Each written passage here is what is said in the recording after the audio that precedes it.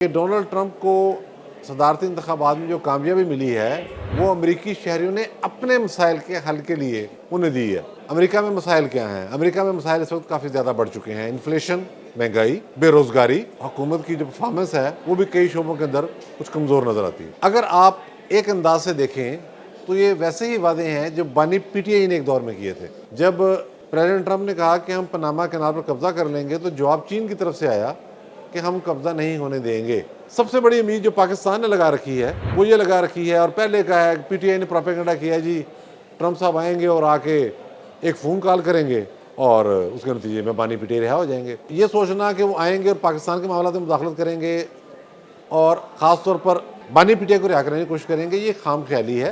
America के नौमुंतखब सदर Trump ने आज हलफ उठा लिया। बहुत ये एक पुरवकार तकरीब थी और जश्न का शमन था वाशिंगटन में। लाखों लोग मौजूद थे इस मौके पर अमेरिकी दारुल हुकूमत में। अमेरिकी सदर कोई भी हो, पूरी दुनिया के अंदर उसकी अहमियत होती है। जनरल डिगाल ने कहा था कि अमेरिका हर मुल्क का हमसाया है, तो ये अमेरिका की अमूमी रेपुटेशन है। लेकिन डोनाल्ड ट्रंप का सदर बनना इस हवाले से एक मुख्तलिफ पहलू रखता है कि वो एक नई सोच और नए जाविये के तहत आगे बढ़े हैं। इससे पहले जब सदर बने उस वक्त भी वो गैर रवायती अंदाज में सामने आए। फिर जब उन्होंने इलेक्शन लड़ा अपनी मुद्दत पूरी करके, जो बाइडन साहब मुंतखब हो गए तो उनके हामियों ने हंगामा आराई कर दी। आपके सामने क्या सूरत बनी। और गैर रवायती सोच, गैर रवायती अप्रोच, गैर रवायती कबीना, इसके असरात क्या होंगे हमें अपना आप भी देखना है और ज़ाहिर है दुनिया को भी देखना है। दुनिया से कट के कोई नहीं रह सकता। सबसे पहले तो ये बात जहन नशीन कर लें कि डोनाल्ड ट्रंप को सदारती इंतखाबात में जो कामयाबी मिली है वो अमेरिकी शहरियों ने अपने मसाइल के हल के लिए उन्हें दी है। अमेरिका में मसाइल क्या हैं? अमेरिका में मसाइल इस वक्त काफ़ी ज़्यादा बढ़ चुके हैं। इन्फ्लेशन, महंगाई, बेरोज़गारी, और हुकूमत की जो परफॉर्मेंस है वो भी कई शोबों के अंदर कुछ कमज़ोर नज़र आती है।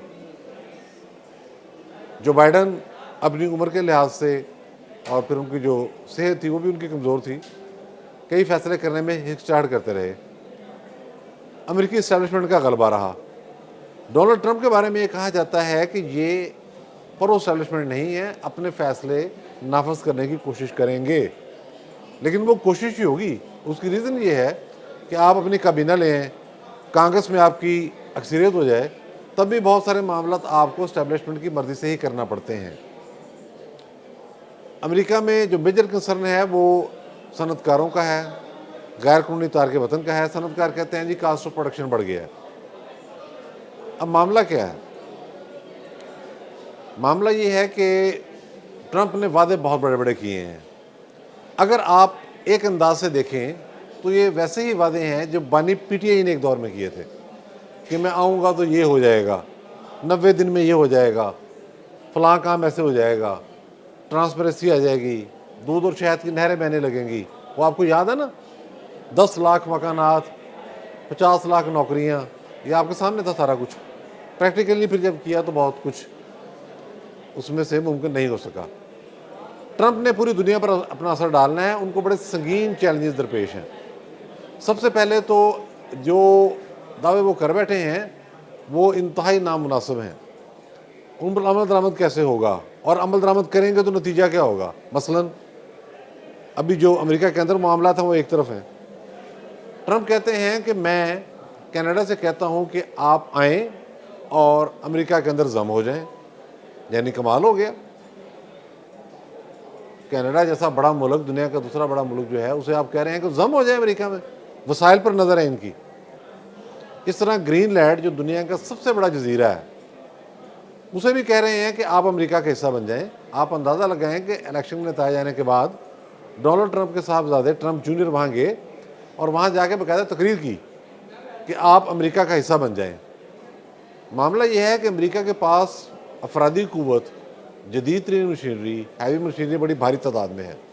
कनाडा हो या ग्रीनलैंड, जहाँ पर बहुत वसी पैमाने पर कुदरती ज़खायर पाए जाते हैं मादनियात के, वो उस हवाले से सोचते हैं कि ये इलाका हमारे कब्ज़े में आ जाएगा। इसी तरह आपने देखा पनामा कैनाल के हवाले से ट्रंप किसी से बिला झिझक ये कह रहे हैं कि हम उस पर कब्जा कर लेंगे। उसका एक जवाब भी आया, इसको मैं आगे चल के बयान करूँगा। तो ये जो तजारती रास्ते हैं उन पर भी उनकी एक नज़र है। ट्रंप को एक बहुत बड़ा चैलेंज जो दरपेश है वो चाइना की सूरत में है। चीन की बढ़ती हुई जो इकानमी है वो अमेरिका के लिए एक दर्द सर है। अब ये कह रहे हैं जी मैं टैरिफ बढ़ा के रोकूंगा उनको। टेस्ला की गाड़ी जो अमेरिका में बनती है उसी स्टैंडर्ड की, बल्कि बाज़ का ज़्यादा बेहतर फीचर वाली गाड़ी BYD चीन वाले बना रहे हैं, वो भी इलेक्ट्रिक गाड़ी है। चीनी मसनूआत पूरी दुनिया में फैल रही हैं और चीन रास्ते बना रहा है तिजारत के। इसीलिए जब प्रेसिडेंट ट्रंप ने कहा कि हम पनामा कैनाल पर कब्ज़ा कर लेंगे तो जवाब चीन की तरफ से आया कि हम कब्ज़ा नहीं होने देंगे। खैर, मैं ये नहीं कहता कि ये कोई मिलिट्री क्रैश होगा, ज़ाहिर है सफारती कशमकश होगी और ट्रंप करते भी हैं कि नहीं करते, लेकिन वो बड़े बोल बहरहाल बोल बैठे हैं। इस तरह उनकी ये कोशिश होती है कि अमेरिकी ट्रूप्स दुनिया में जहाँ भी हों उनको वापस बुलाया जाए। वो कहते हैं कि हम खर्चा क्यों उठाएं, लेकिन दूसरी हकीकत ये है कि अमेरिका का तो सारा कारोबार ही जंगी मशीनरी पर है। अगर वो असला बेचना तर्क कर देगा, जंगें रुक जाएंगी, तो अमेरिका को तो माली वाले से भी बहुत ज़्यादा बहरान का सामना करना पड़ेगा। एक दूसरा पहलू ये कि ये जो आपकी सोल सुपर पावर है इसकी हैसियत भी अंडरमाइन होगी। एक तरफ आप कह रहे हैं मैं कनाडा पे कब्ज़ा करूँगा, मैं ग्रीनलैंड पे कब्ज़ा करूँगा, मैं पनामा पे कब्ज़ा करूँगा, और दूसरी तरफ आप कह रहे हैं कि जनाब अपनी फ़ौजें वापस बुलाऊँगा। तो ये दिलचस्प बात होगी, कैसे अमल दरामद करते हैं, अमेरिकन एस्टैब्लिशमेंट इससे कैसे रिएक्ट करती है। फिर जब आम अमरीकियों को रोज़गार के मौके नहीं मिलेंगे, कास्ट ऑफ प्रोडक्शन कम नहीं होगा, तो संदें कैसे चलेंगी। ये अपनी जगह एक चैलेंज है। चीन के बारे में अगर आप टैरिफ लगाएंगे, कनाडा को आपने धमकी दी कि टैरिफ लगाएंगे, उनके वज़ीर-ए-आज़म को मुस्तफ़ी होना पड़ा, या यूरोप के मामलात में मुदाखलत करेंगे, जैसे आपने देखा कि अभी मुदाखलत शुरू हो गई है। एलॉन मस्क जो हैं वो आगे हैं और आके उन्होंने एक प्रोपेगेंडा शुरू कर दिया है। कभी वो बरतानिया के मामलात में मुदाखलत कर रहे हैं, कभी वो जर्मनी के मामलात में मुदाखलत कर रहे हैं, कभी फ्रांस के मामलात में मुदाखलत कर रहे हैं। फिर ट्रंप की जो एडमिनिस्ट्रेशन है, जो आने वाले लोग हैं इनके साथ, आप उनको देखें, ये सारे नस्ल परस्त हैं। अमेरिका के अंदर कई मरतबा ऐसे हो चुका है कि जो स्याह फाम है उनके साथ कुछ ज़्यादती हुई तो उसका बड़ा खौफनाक रिएक्शन आया, कई दिन हंगामे होते रहे।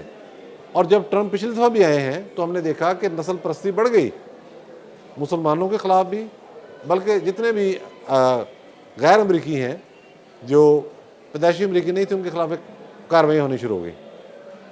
सबसे बड़ी उम्मीद जो पाकिस्तान ने लगा रखी है वो ये लगा रखी है, और पहले कहा है, PTI ने प्रोपेगेंडा किया है जी ट्रंप साहब आएंगे और आके एक फ़ोन कॉल करेंगे और उसके नतीजे में बानी पिटे रिहा हो जाएंगे। तो अर्ज़ ये है कि उनको तो अपने मसाइल से फुर्सत नहीं मिलने वाली। उन्होंने गल्फ़ देखना है, ईरान का मामला उन्होंने देखना है, अफ़गानिस्तान के गलती को अप्रोच बने, जब बनेगी तब बनेगी। अभी चीन के मामला तो उन्होंने देखने हैं, रूस यूक्रेन जंग है वो उन्होंने देखनी है। तो ये सोचना कि वो आएंगे और पाकिस्तान के मामला में मुदाखलत करेंगे और ख़ास तौर पर बानी पिटिया को रिहा करने की कोशिश करेंगे, ये खाम ख्याली है।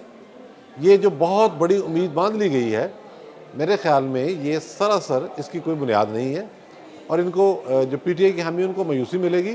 वैसे भी ताल्लुकात दो रियासतों के दरमियान होते हैं, अमेरिका किसी फ़र्द के लिए इतना आगे नहीं जाएगा कि वो इस हवाले से कोई प्रैक्टिकल स्टेप ले। उसने पाकिस्तानी फ़ौज के साथ मिलकर चलना है। पेंटागन और GHQ का रिलेशनशिप है, तो ये मामला भी हमें मद्देनज़र रखना होगा। लेकिन ये बात भी दुरुस्त है कि अगर ट्रंप अपनी जारियाना कार्रवाइयों को इस दफ़ा बढ़ाते हैं, पिछली दफ़ा एक और अंदाज था, तो उसके नतीजे में ज़ाहिर है हमारा मिसाइल प्रोग्राम डिस्कस हुआ है, आगे चल के कुछ और बातें भी वो कर सकते हैं। लेकिन ये चीज़ भी हमें सोचनी होगी कि इतना भी आसान नहीं है। अगर अमेरिका हम पर गैर मामूली दबाव डालेगा तो उसको ये भी पता है कि इस इलाके के अंदर हम ही हैं जो उसकी बात सुनते हैं। इंडिया की अपनी पूरी की पूरी एक रियासती मशीनरी है, खुद फैसले करती है वो बड़ी हद तक। इस तरह आप देखें कि रूस, इधर ईरान, उधर चीन, तो आप एक ऐसा मुल्क जो आपको किसी हद तक स्पेस देता है, दोस्त मुल्क है, उसको भी चीन के कैंप में धकेल देंगे, तो ये भी आसान नहीं है। तो आप यूँ समझें कि अमेरिका में अब जो होने जा रहा है वो असल में अमरीकियों का ही इम्तिहान है। ट्रंप की सूरत में अमरीकियों पर इम्तिहान नाज़िल हो गया, और जो लोग समझ रहे हैं कि इमरान खान साहब को बहुत बड़ा रिलीफ मिलने वाला है, बड़ी खबर आने वाली है उनके वाले से, उनकी तो भी गलत साबित होगी। इस हद तक मामला ये नहीं जाएगा। बहुत शुक्रिया।